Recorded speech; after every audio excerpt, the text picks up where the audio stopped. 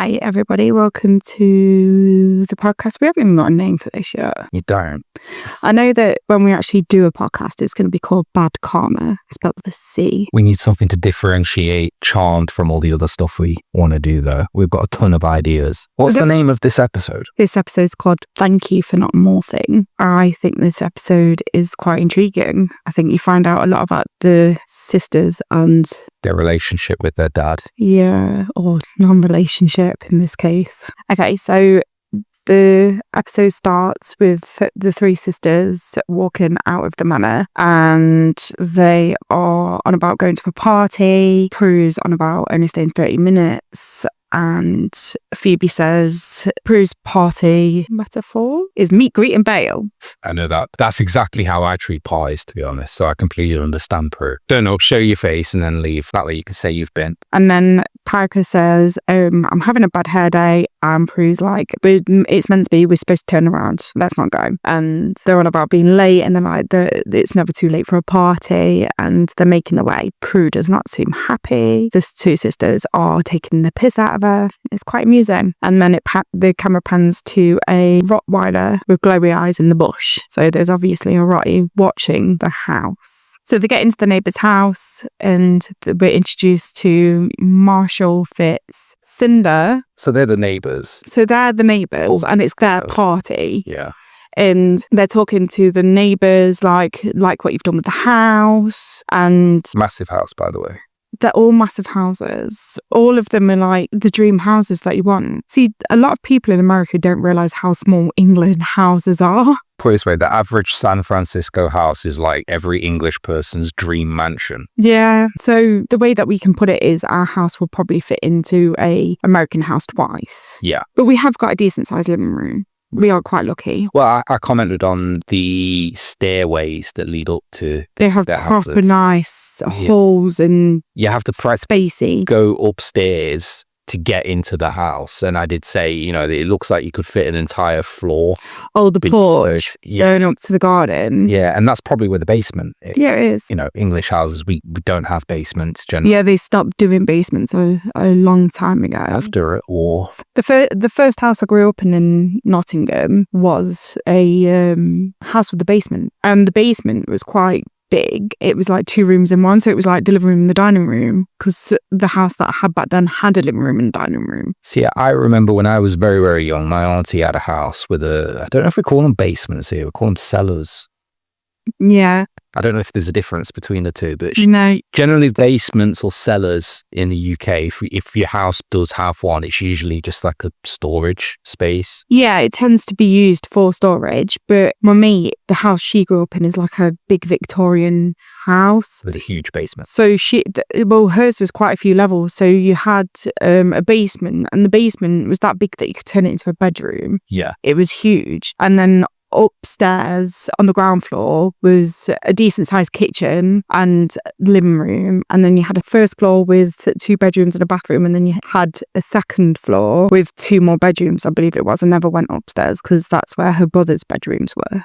But it's a pretty big house, and that's the house that I've always kind of wanted, is an old Victorian house or an American house. A big house. I just want a house with we have attic spaces in the UK, but our attic's tiny. Yeah. Can't do anything with ours. If you compare it to the walking attic from Charles. Yeah, it's nothing like the UK ones. You've always got the risk of stepping in a wrong way and falling through the roof. Yeah, a lot of houses in the UK can get converted into rooms. But even then, they're tiny, unless you put a specialised house, they're not. Our old house, that had a big attic. That would have big enough to turn into a bedroom and an ensuite. When you look at American attics, though, generally it's like almost another room on top of the house, whereas in the UK it almost feels like storage space again. Yeah, storage. And if you convert it into a living space, you've got the angled roofs that make it cuts off space. So we were talking about sizes of the houses of American places. To be fair, they did say that they knew the old people that lived in that house, and they probably know the house better than the neighbours. And then they're on about guests and wanting more. I think it was wanting more drinks, and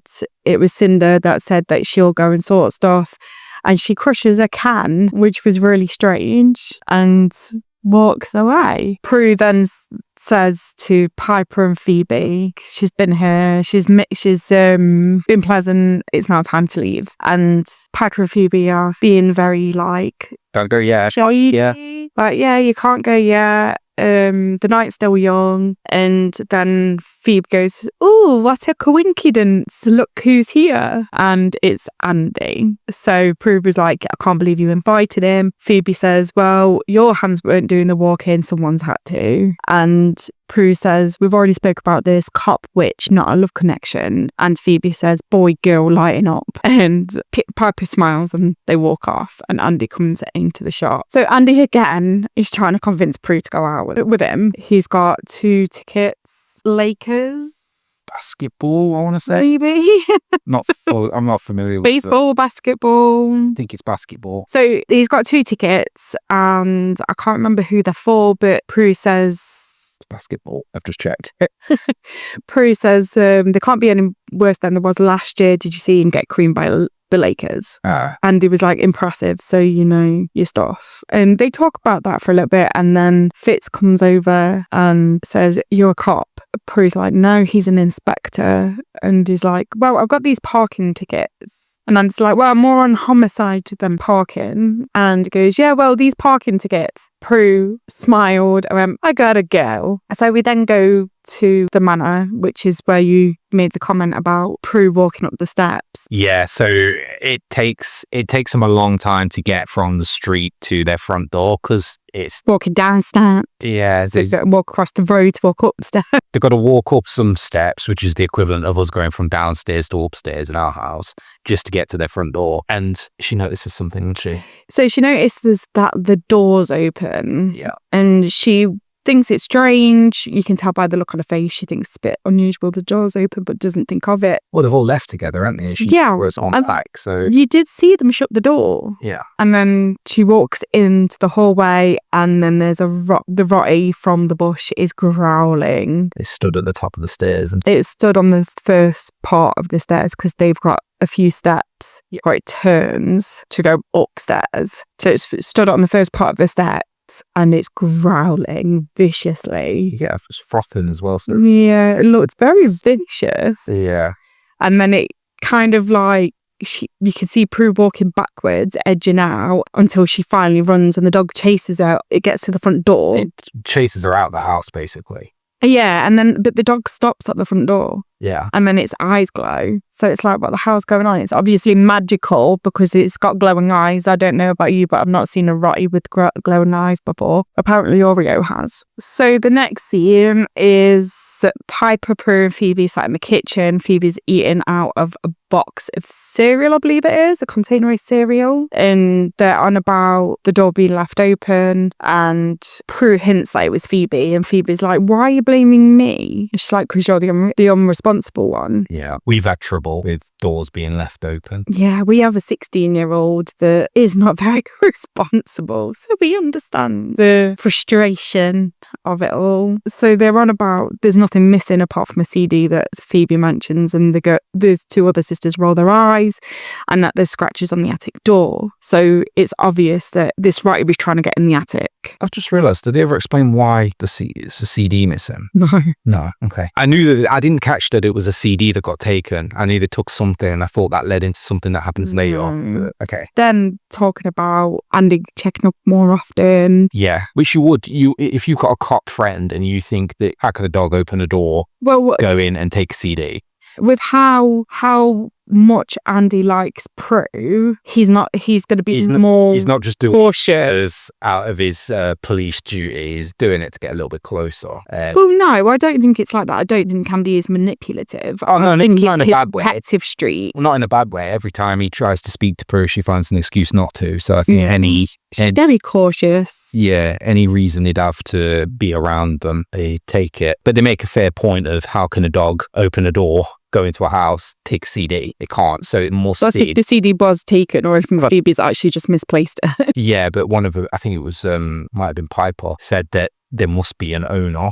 Where's the owner? It's weird that the owner's not there. And is it the owner that's let themselves in? Yeah. Yeah. So they're right to, considering the other 2 times that they've had people after them. Quite funny to me that they assume it's a person with a dog just looking to rob them rather than like an evil creature or something. So Prue then says, before walking into the like conservative area or whatever it is, don't forget to lock the doors. We're gonna have to lock the doors. So Phoebe jumps off the counter and says, you're right, well, we need to lock the doors. And she locks Prue out.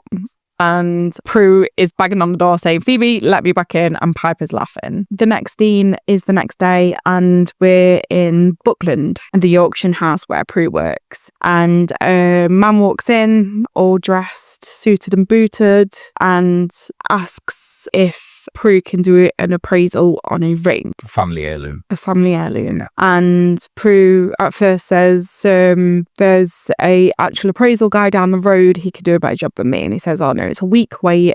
I'd rather get it appraised now. Yeah. So Prue looks into it and she's like, this is, if I remember correctly, this is an Egyptian stones and it's for protection against curses, spells. And if she was like, with the 2 stones, is this a wedding ring as it signifies 2 people? She then goes on again about protection. And then she asks again, where did you get this ring from? And the man says, I think you know, Prudence, and calls her Prudence. Prue jumps out of the seat, throws them on the desk. Tells her to get out. And says, you need to get out. He has the conversation that he's staying in the Belmark Hotel. He wants her and his sisters to join for dinner. And he would like to speak about everything. And Prue was like, what, the fact that you abandoned us? And then he says, that's no way to speak to your father. So we've got a big reveal. How we find out that the gentleman with the ring is their invisible father. So a couple of things at this point, because obviously we've already seen the dog with the glowy eyes. Yeah. And the title of the episode, Thank You For Not Morphing. Yeah, is to do with transformation and changing shapes, that kind of thing. Shapeshifting. Yeah. So at this point, and I'm completely wrong, but as we'll find out, but I thought that the dad, either the person that's just shown Prue the ring wasn't the dad and was instead someone pretending to be the dad and had also been the dog. And I thought, okay, so this is someone pretending to be the father to steal their powers, somehow trying to get close to them. I'm completely wrong about that. She was. The next scene is the 3 sisters are at a coffee shop and Prue's talking about how he's been no-show for 20 years and why has he come back into their lives now? They've got their powers. It's a coincidence that it's now because he wasn't there when the mum died, and it's just a massive coincidence. It seems a bit sus now that they've kind of unlocked their witchy powers. And the father comes back. Yeah. It's almost the way I was thinking about it. It's the upper class version of the dad that walks out, then finds out the kids have inherited a ton of money or won the lottery or done really well for themselves and suddenly wants to reconnect. Yeah. That's the way I saw it. So Phoebe's like, why don't we just go and see him now? Prue's like, no, we need to be rash about this. We can't just storm in. I think it's a bad idea that we even see him at all. Piper says, well, I want to see him. You got to know him a little bit. We didn't get to see him at all growing up. He walked out before we could remember him. There's a bit of conflict between all 3 sisters. Prue doesn't want to see the father and has a lot of daddy issues, whereas Piper and Phoebe don't remember anything. So they're more willing to take a second chance. Yeah, they want to get to know the person that is half their genes. We then go to Phoebe knocking on a door at a hotel room, and the man shouts, entree, meaning enter, and she goes in and he's sat there having a massage from a masseuse, which is very strange. I don't think that was needed. It reminds me of, that scene in The Office where, I can't remember his character's name, Will Ferrell decides that he's going to get a shave in the office by someone. So Michael Scott decides to as well, because it's a power move to get shaved in front of your subordinates. Yeah. So, yeah, it's very weird, but I suppose he wasn't expecting her to show up. So it's almost like she's interrupting a bath or a shower or, breakfast or something like that. So, but to me, it kind of makes him look sleazy. Well, it would if it wasn't for the fact he wasn't expecting her to show up. Yeah. I think if he told her to arrive at a certain time and he scheduled his massage so she shows up, then it's a bit weird. Yeah. So he then asks the masseuse to stop and says, "This is my baby girl," and then looks at her and goes, "Piper." And poor little Phoebe's face drops because this is her daddy. He's not. It's been so long. He's not sure who she is. What you need to remember as well is on the first episode, Phoebe moved to New York to try and find her father and couldn't find him. So she's the one that's put all the effort in to try and find him, and he thinks she's Piper. Yeah. But she quickly kind of gets over it. Which makes me used, doesn't she? Yeah. Everyone mixes us up. And yet we haven't seen that happen. To me, they have done a really good job at getting three sisters that look alike. Not extremely alike, but in real life, you could possibly believe those three were sisters. Do you know what I mean? Well, their names are kind of Piper, Phoebe. It's nothing to do with the names. No. The names come up later, and there's a reason why they're all P's. Yeah, they don't look very similar. But they look which is why sisters. Me and my sister don't look anything alike. But I almost see Phoebe making like an excuse there. Everyone mixes us up. She says it later in the episode as well, but she romanticizes. Yeah, she's coming up with excuses as to why he's not perfect. Yeah. He then offers her, he says sorry for getting the wrong name, and he then offers her a drink. She's like, "You are old enough to drink." Like, he doesn't know how old his daughter is. And Phoebe's response is, "Yeah, barely, but no thank you." And he's like, "Oh, what about a massage? I'll call the masseuse back." And she's like, "No, that again is really creepy. Don't need to." He intends it to be, but it is quite. He offers a food, a drink. He doesn't know what to do. Yeah, he's like out of his element here. Where I think this is why he wants to meet him for dinner, because then they're on neutral ground. But she's come to his hotel room and he's thrown off. Yeah, and he's like, "I want to give you something, but I don't know what to give you." Yeah. He then says, "Come here."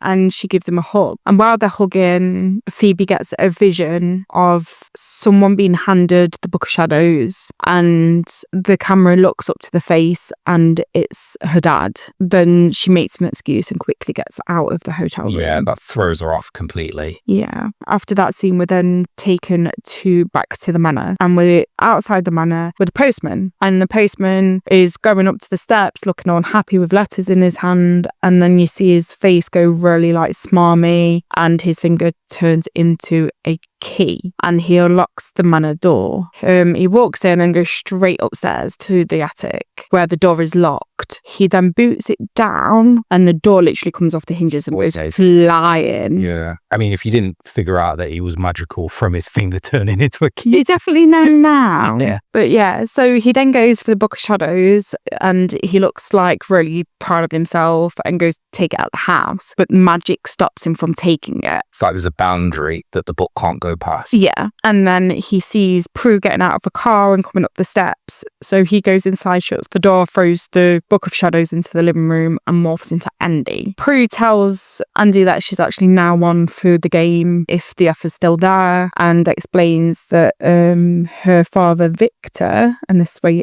we find out his name, has come into town, wants to go to dinner with the three sisters, and that she's not really up for it. She's sad that that he's not free tonight because it means that she'd have an excuse to not go.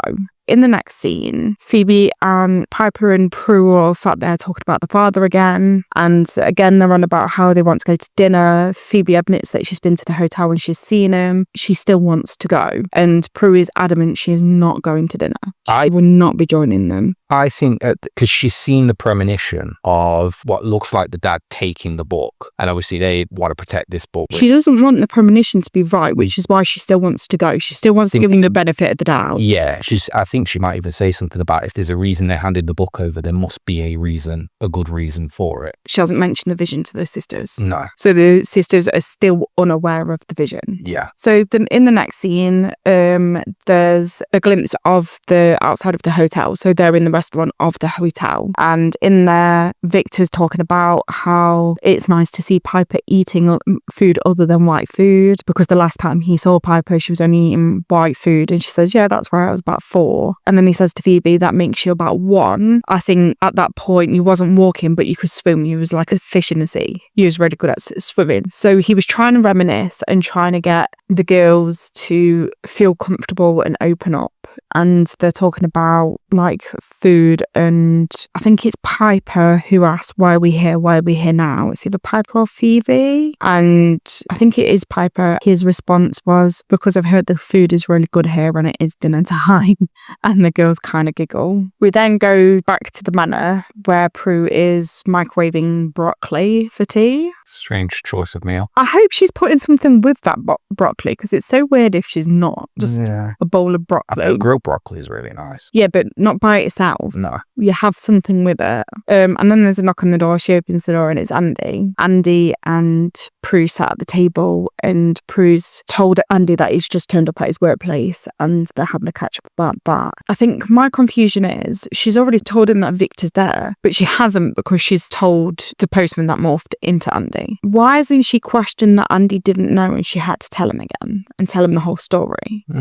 Anyway, it just... Stop poking holes in it. It just... there's little things that you'll notice that when I'm watching stuff, I will find little plot holes and it will annoy me, because I love this program so much, but there are little plot holes that I like. What? Anyway, so Prue speaks about how he hasn't asked her questions. She wants to tell him about the time she broke her arm, or when she passed driver's ed, or even the prom. And Andy was like, we didn't even make it to our prom. And she's like, well, it's not the point. These are the things that he should want to know. Yeah. And Andy says, well, go tell him. So the next scene is a scene of the hotel again, and Prue walking into the restaurant, where she asks where the hell he's been, why has he showed up with loads of money when 6 months ago when Grams died, they could have used it then when they were struggling. And they say, well, it's new money. And then he says to Prue that you're always eager. Even when you was a kid, you skipped crawling and went straight to walking. And then Prue's response was like, well, if we're sharing memories, how about your back walking through the door? There's a lot of resentment on Prue's part. She's the only one that remembers, though. But she remembers as a child him leaving, but she doesn't know why he left. Yeah, but the other two... So he broke her heart. Yeah, and the other two are going to start to resent Prue for making the situation uncomfortable for them and the dad, who in their eyes hasn't done anything wrong. Yeah. Or at least they don't remember him doing anything wrong. But the next part is you see Victor's foot come out and he trips up the waiter who's holding the cake. Why did he do that? To get Piper to freeze the room. Which she did. I mean, he's making a big assumption that they've got their powers. So Piper freezes the room, then goes to get the cake because Prue doesn't move to grab it. Can you imagine, though, if they hadn't actually... he's assuming that they've got their powers at this point. I'm guessing in some way he's come back because somehow he knows. But imagine if they hadn't. But he's just been a dick and tripped someone up. Yeah, but how else is he going to know? Because if he doesn't want to come out right and say you've got powers. Well, he can ask about it. He should have just asked instead of tripping him up. But he trips the waiter up. Piper freezes and then gets it, and then the room on freezes, and he says, quick reflexes, Piper. He then says, let me get this right. Piper, you've got the ability to freeze things. Prue, you've got the ability to move things with your mind. And Phoebe, what's yours? Seen in the future. And she was like, yeah, premonitions. And he goes, don't you think we need to go somewhere else to talk about this? Yeah. The next scene is Piper and Phoebe lounging in the living room in the manor. Phoebe's flicking through a magazine and then the postman walks in. Very weird scene. They're like, what are you doing here? And he's like, well, I was going to say the same thing to you. What are you doing here? And then they're having a like little spat. And then they're like, well, the girls are on their way home now. And he's like, well, Prue should have been out with the cop.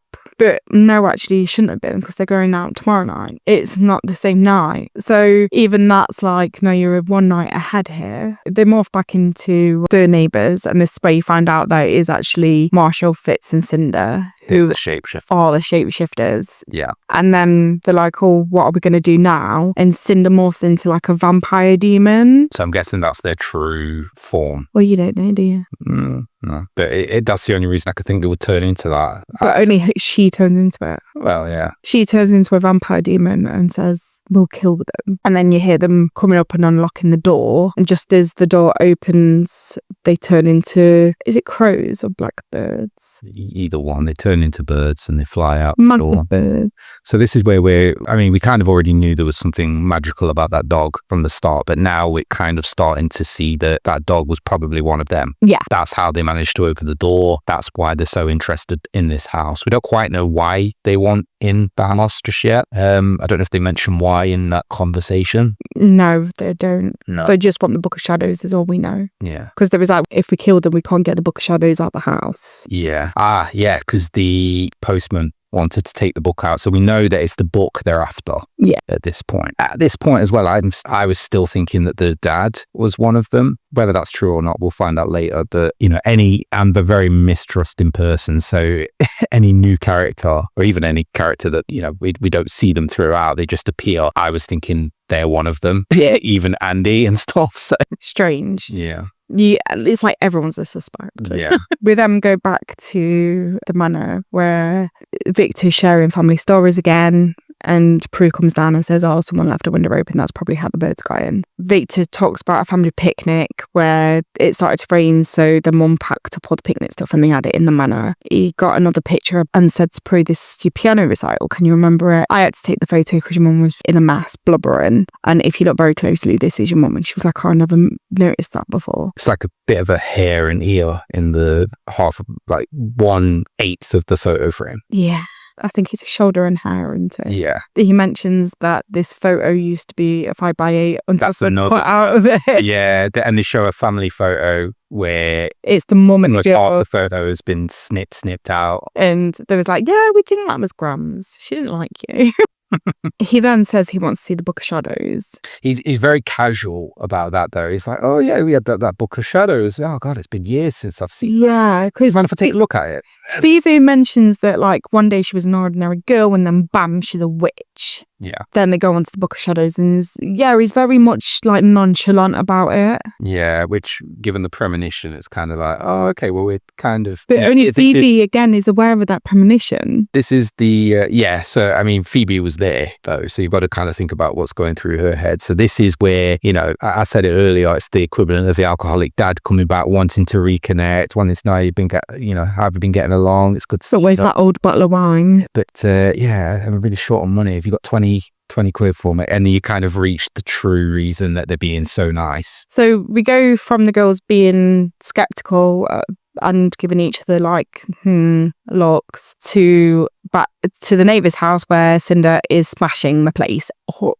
She's in a rage. And this is where they talk about that they can't just kill them because they can't get the Book of Shadows. They're going to have to come up with another plan. So this, the magical barrier that stops the book from leaving the house, is that, I don't know if they mention it in the episode, is that something they've set up to protect the book, or is that something that's always been there? The book's protected. That's the book itself. Okay. So you'll find out a lot about the book as the series goes on as well. Right. Okay. So the book itself has powers. Okay. We then go back to the manor where Prue's having a go at Victor, like saying, tell us the real reason why you're here. I don't believe it's because you want to get back in touch. You need to tell us the truth for once. Yeah. And he admits that he is back for the Book of Shadows. He says that he wants to protect them, but it killed their mum and he doesn't want to see the kids dying. And he basically blames the Book of Shadows for the collapse of their family. Yeah. And he blames the Grams as well. And Piper was fuming. Is this the scene where he says he wanted to keep the witch side of things a secret and it's Grandma that wanted to kind of tell them? Yeah, so he basically said that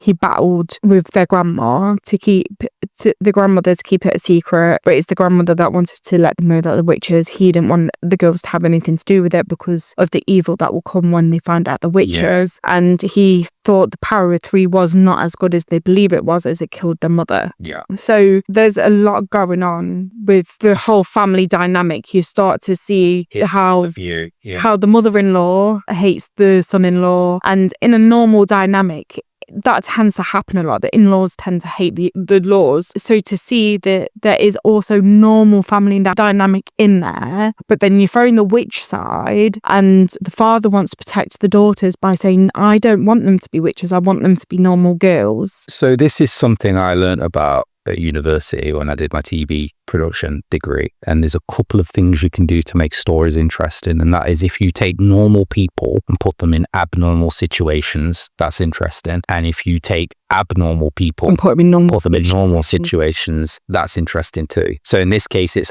abnormal people, witches, placed in a situation where any family. Yeah. So it's quite funny to hear that, it's not about someone's religious beliefs that...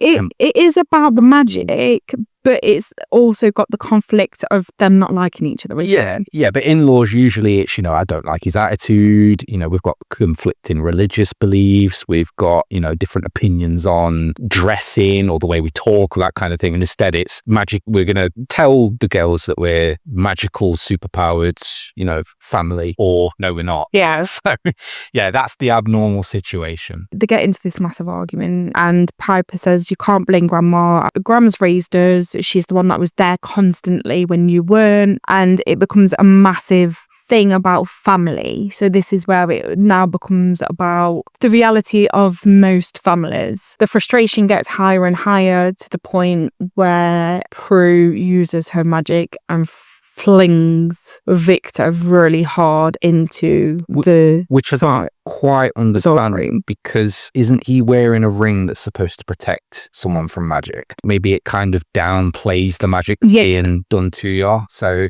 it is a protection ring, but it's only on spells and curses. She didn't use a spell on him, she just moved him with the mind. Right. That does conflict with something that happens later though, but we'll talk about that in a little bit. Yeah. Phoebe says, I can't believe you just did that, and goes to walk off. Piper says, did you really have to throw him that hard? Well, actually, did you really have to throw him at all? Yeah, you could have. Couldn't you have just said, get out? He says if you wanted me to leave, all you had to do with that. So yeah.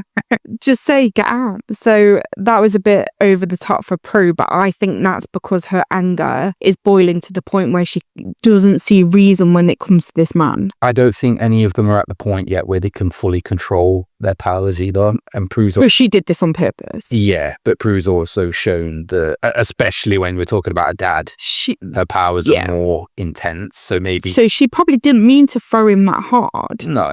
But she shouldn't have done it in the first place. And she did it on purpose. She squinted at eyes. He went straight into a door frame, back of his head first. So I could have... It would have hurt, yeah.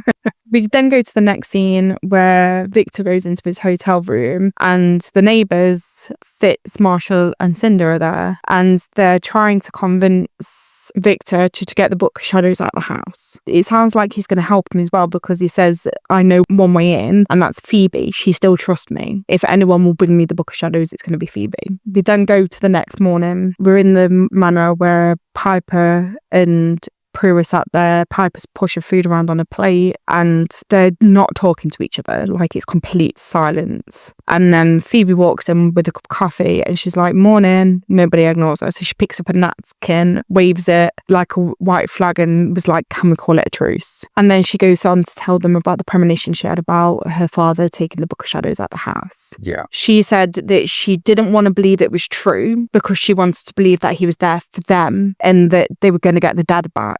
And she wanted to keep that fantasy in her head. She didn't want to believe that her dad was capable of stealing the Book of Shadows and wanted to cause harm to them. Yeah. Prue gets emotional and goes to hug Phoebe, and then you just see Piper like with tears in her eyes as she moves her head away. I commented that she feels a bit left out. Yeah, I feel very sorry for Piper in this scene. I think I made a comment saying this is typical of the middle child. The middle child tends to get left out, but I don't think it was that. I think it's more that if anyone was going to hug Phoebe, it should have been Piper, because she wanted to see the dad as well. Yeah. You wouldn't have expected it to be Prue. But this is where the motherly side of Prue comes into it, because she said in the previous episode that she pretty much raised them. She did, but she raised them as a strict mother, whereas but Piper's the motherly. But mothers aren't the type that, you know, girl really likes a guy that isn't the best guy for her, falls for him. The mum warns her against it. The bad thing happens that they all suspect, and the mother doesn't say, "I told you so." She's more of a comfort there rather than sort of. Yeah, I think the thing is, Prue is very straightforward and very strict. Like in her head, she's got rules and she's got how things should be. Whereas Piper, she's got more of a caring, motherly nature, which is another reason why it's weird that it was Prue that hooked Phoebe and not Piper. I mean, Piper believed that he was back for good, for them, for the best reasons as well. So when Phoebe then says, actually, she's had a premonition that goes against that, she probably feels a bit betrayed too. Yeah. You got to remember that she's the only one out of the three. Prue suspected all along that there were, you know, some other intentions. Yeah. Piper is experiencing that same hurt that Phoebe is. So she's probably, if she wasn't feeling that, she probably would comfort her. But she's going through the same hurt Phoebe is at the moment. In fact, she's learning about it for the first time. Phoebe had the premonition, what, a day or two? To me, it probably should have been a group hug. Yeah. And that's why I thought Piper was left out on that. Yeah. Which was strange because she wanted to see her dad as well. She had the feeling of wanting to connect with him too. We then go outside to where Phoebe's getting paper and Victor's there. And she's like, I don't want to talk to you right now. You need to go. You need to leave. And he says, you need to listen to me. Look. And he grabs her arms and gives her a vision. And the vision is the same as last time, but this time when he takes the book, starts to move away, he morphs into Marshall and goes across the street to Fitz and Cinder. So he's actually gathered the full premonition. How he knew that would happen, I don't know, because it would have been really awkward if he just grabbed her and said, look, and nothing happened. I think what you've got to remember as well, though, is he was with the girl's mum and the Grams, who were both witches. So he kind of knows. So he'd have learned how to do stuff with those around. Yeah. Because they must have been together for a while. I think Prue was 8 when he left. So that's 8 years, plus how many years they were together before. To me, it did look like he had been taught how to do stuff. He knew what things were. He knew what the Book of Shadows were. He knew secrets that other people wouldn't have known. So he knew how to give her that premonition, which was shock them into the premonition. Right. Fitz and Marshall then come up and is like, is everything okay? Is this guy harassing you? And Phoebe's like, oh yeah, this is and then stopped herself and said, this is Victor. Yeah. And she says, I've got to go, and runs up the stairs. When she goes in, she runs and she's about to run up the stairs and Prue's like, what's wrong? And she says, it's not Dad, it's Marshall. He's the one after the Book of Shadows. Fitz and the other one. No, she says the other one. She can't remember the name. And then Cinder comes in and says, cookies, anyone? Freshly baked. So she's already in the house with Piper. Yeah. Fitz walks through the door and is like, oh, is everything all right in here? And she's like, yeah, I just need to go and get something. And then she looks at Cinder and she says, can you save me a cookie? So she's acting like she doesn't sweet and nice. Yeah. She runs up to the attic. She moves some clothes out of the way, so they've obviously hid the book. Yeah. And she's bending down and she's like, I don't know what I'm looking for. And the pages start moving by themselves. And she's like, okay, I can take a hint. And it stops at the spell. She reads the spell very quickly out loud. She repeats the ending and then she runs off. And this is when Victor walks in and she's like, you can't be here. And then another Victor walks in. Yes, yeah. Piper's like, first we had no dads and now we have 2. And they get into a little tit for tat, like who's the real father. One of the Victors say, Phoebe, you was always scared of the dark. You had to leave the door open a crack. The other one says, well, every kid's scared of the dark. That's not impressive. Yeah. So he says, well, not Prue. Prue wasn't scared of anything. Yeah. And Piper says, that's true. Prue, you weren't. And the other Victor says, lucky guess. And then he says, do you know what? If you both of us, kill both of us. If I'm gonna go with a bang. Just do it. Prudence. And that's how they knew it was him. And Piper said, Prue the ring. So she then moves the ring to the dad. Yeah, or hints, you know. And I think she moves it with magic to him on the table, and he looks and she nods and he grabs it and puts it on. So this is the bit that I was talking about earlier. So that ring is to protect you from magic, which they're about to do. The spells. Yeah. Carry on and I'll explain explain why it confuses me a little bit in just a second. So, How did they get that ring, by the way?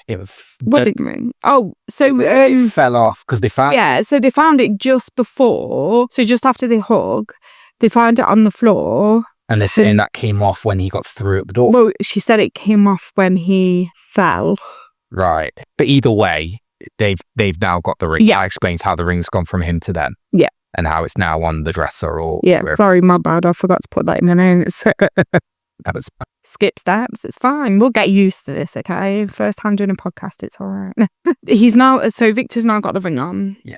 And Phoebe starts the spell. When in the circle that is home, safety's gone and evil roam. Rid all of beings from these walls, save sisters free, now heed our call. And Cinder forms back into that vampire shape. I think that's their original form. I don't know if all But the other two didn't. Yeah, I don't know if all three. So the Victor that was Marshall formed back into Marshall. The postman, that was Fitz. Or did he turn back into the postman? But either way, They turn into the neighbours, and they then start to repeat it. When in this circle that is home, safety's gone and evil roam. And then they see Victor in pain. Yeah, so this is the bit I didn't understand because he's wearing the ring that protects you from magic, but he still goes through the same. He can still feel what they're bits of doing. it. So So all the thing four is- of them, the three shapeshifters plus the real Victor, are in affected pain. by Yeah. his spell. Not as badly. Phoebe stops and cries, "Daddy." Yeah. And Victor says, "No, carry on. You need to do this." Yeah. So now all three of the sisters join in. Rid all beings from these walls, save sisters 3, now heed our call. And the three shapeshifters turn into what looks like your baked beans that you make, your buttered beans. Gross. That's all I could think about when I saw it. Eat that again. It's pretty bad CGI. It's either like lava or Glue. baked beans. Glob. But yeah, they turn into slime. Yeah. Gloopy slime. And then Victor recovers. Yeah. I think the thing is with that protection spell is the protection ring is it's stones that can help protect. Yeah. It's not full on protection, like a protection spell. Which will explain Will why be- it could be thrown at the door frame. Well, no, because that's not a spell. That's just magic. Yeah, but I'm pretty sure they say it doesn't just protect you from spells, it protects you from magic. So I'm wondering, is because they could. I think it depends how powerful the spell is, because what you've got to remember is these three sisters, even though they've just got their power, they are the book says they're going to be the most powerful witches. Yeah. The power of 3. I think it's supposed to dampen any magic. That'll explain why he could still be thrown at the door frame. I think maybe had he not been wearing that ring, they might have killed him. Yeah. Well, that's what they said. They said put the ring on because the spells kill anyone in this house and she knew that because it says rid all beings from these walls. Yeah. So where's the cat? The cat's not on that. The cat. They talk about the cat. The cat's gone for a walk. Don't they, So yeah, they say we can train the cat to be. a vicious cat, god cat. This is way back at the beginning when they Tell to lock the doors. Yeah, they keep talking about the doors being left open. They said, well, we can either get a security system, Which costs too much. which costs too much, or we can train the cat to be A vicious god cat. yeah. I did actually write that in my notes, but I'm not looking at my notes more. We don't see the cat this episode, do we? No, we don't. No. So maybe it was hiding from the dog. Yeah, they probably couldn't put the cat on the scene because of the dogs. Yeah. If it rids all creatures from these walls, though, hopefully the cat's outside or something. Yeah, I think myself might explain why we don't see him again. I don't think the cat's in. Victor was like, why did you save me? And they speak about how Victor came back to protect the girls and then realised that he doesn't want to stop them because he no longer thinks of them as his 3 little girls. He now thinks of them 3 powerful witches. Yeah, and So- they protect themselves. Yeah, so it turns out pretty sweet, and even Prue is starting to bend. And he leaves a videotape with her. Well, the next scene is in the manor in the living room, and There's supposed there's a not. him Yeah. supposed to be meeting with. So he's supposed to be coming for lunch, and Prue says to Phoebe, "That's a nice dress. Why are you wearing my dress?" And she's like, "I didn't have anything nice." And he was like, "Well, Dad said it was casual." But Prue's on the phone to Andy before this happens, though, and says to Andy that she's fine. Thanks for the advice. Meeting up with Dad soon. And Phoebe says, "Oh, so it's Dad now?" And she's like, "Well, yeah, it's going to be baby steps, but she's willing to give him a second chance." Yeah. So then there's a knock on the door, and then Mr. Wyatt is introduced, and it's Leo. I was like, what the fuck? Because he comes in just as a handyman. Yeah, so Leo is introduced as a handyman. I'm guessing, I mean, he makes a comment saying like they make a comment saying the house is falling apart. So I'm guessing he's there to take care of a few things, but I'm guessing it's the door that got busted in. Well, no, because if you remember in the first episode, they said they are getting a handyman. They're just waiting for the handyman. Okay. So the handyman now turns up in episode 3, and the handyman is Leo. Does he say something like, "You can call me Leo" or something? Yeah, so he's like, "Oh, Mr. Wyatt," and he's like, "Oh, call me Leo."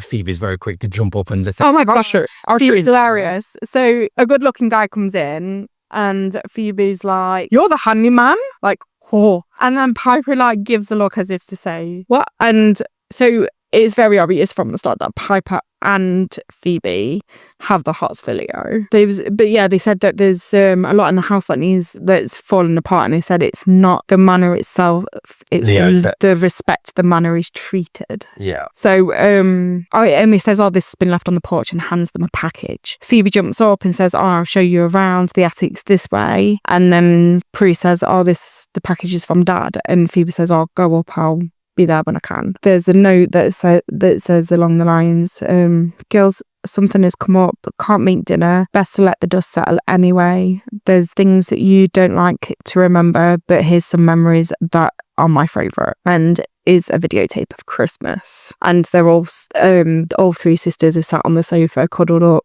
watching the video of them playing and opening presents with Mum and Dad, and it's really, really cute. The dad has the worst mutton chops. Very Elvis style. It is, yeah, and they look almost drawn on. Very bad. Very Elvis. And that is where the episode ends. Right. What did you think of that episode? I think it was interesting for them to introduce the dad character. As I said earlier, I think it's interesting, the whole, abnormal people in normal situations. It happens all the time where families break up and then reunite. Been through it ourselves as well. Not as interesting as magical reunions, but I think it's because they kind of hint to it in the first episode that the dad walked out on them, and this is before they've got magical powers, so they just assume he's some bum who walked out on them. So I think it's interesting that they kind of reintroduce him, but then it's a case of, well, why is he back? Is he back genuinely because he cares about his daughters and wants to reform a relationship, or is he looking to get something out of it? They do a lot of false flags with, he's there for the Book of Shadows. Turns out he's not. It's a shapeshifter. Is he a shapeshifter? Is this someone pretending to be him? I was constantly questioning anytime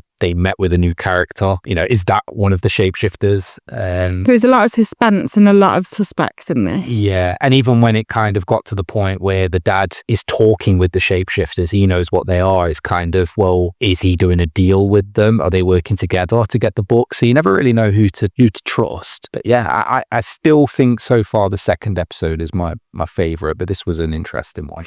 I like the fact that they've brought in another form of demon, another form of magic with the shapeshifters, and you find out a little bit about the Book of Shadows as well, that it can't leave the house. So it's like, does the book get stronger? What's going to happen with the book? And all of that. So you do find out a lot about the book as you move on. And the pages moving by themselves as well. It's quite cool. I like how, it'll probably happen later in the series, but when we see Cinder turn into what we think is like her original form, which looks like a demonic vampire, I was thinking a lot of Buffy. Yeah. And I like the fact that so far all of the demon characters that have been shown have been a major part of the storyline for that episode. And I was thinking about Buffy and I've said this to you before, where Buffy will be meeting up with one of her friends at night in the park, they'll have a discussion, and a random vampire will pop up. That's my whole point. They'll fight. Buffy the Vampire Slayer. Yeah, but it'll be a nameless vampire. They'll get into a fight, the vampire will get killed, and then it's like, okay, now moving on. Okay, so far it feels like the demons that show up are more important in, I know they're not demons, they're warlocks, but the evil creatures that show up so far have a purpose. So I think the thing is with Buffy is you never actually sat down and watched that the whole way through. So again, you don't know the ins and outs with Buffy, and there is a lot more to Buffy than the odd vampire.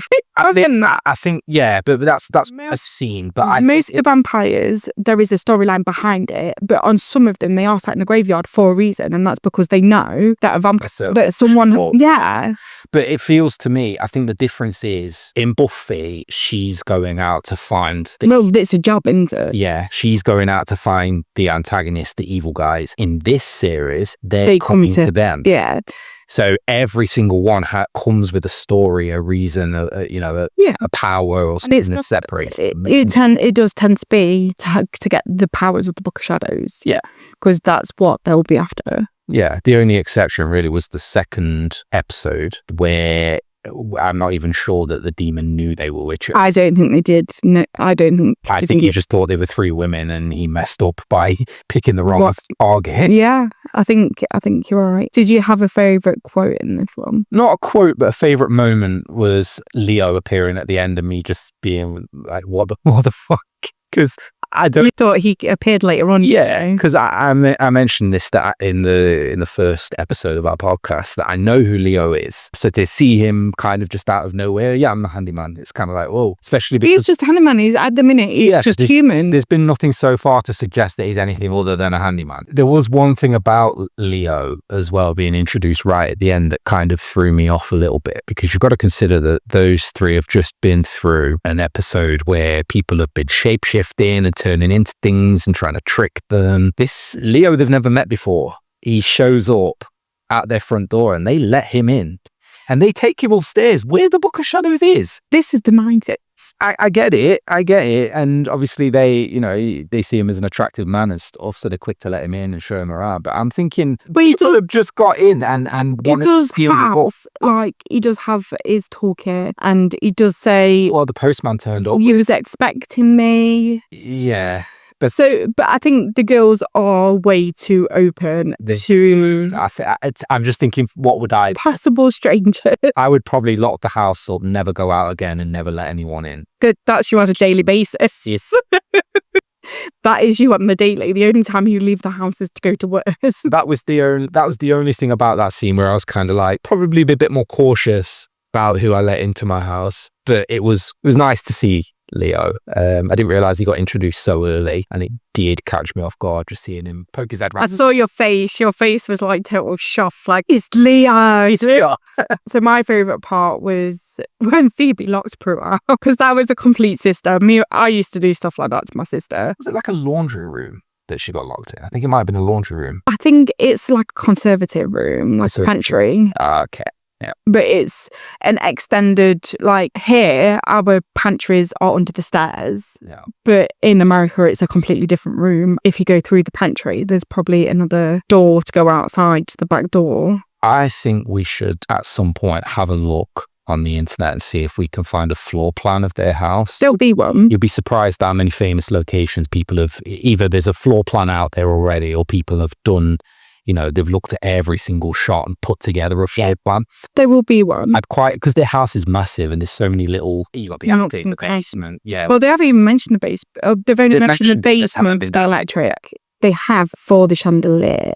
Okay. But yeah, I think we should have a look at the floor plan as well at some point. Even if we don't include it in the podcast, it'd be cool to just have a look at it. Well, we can put it in the comments and stuff, can't we? Yeah, we can put it on there. But yeah, so I hope you guys enjoyed this one. The next one is Dead Man Dating, I think. We'll see you next time. Bye. Take care. Bye.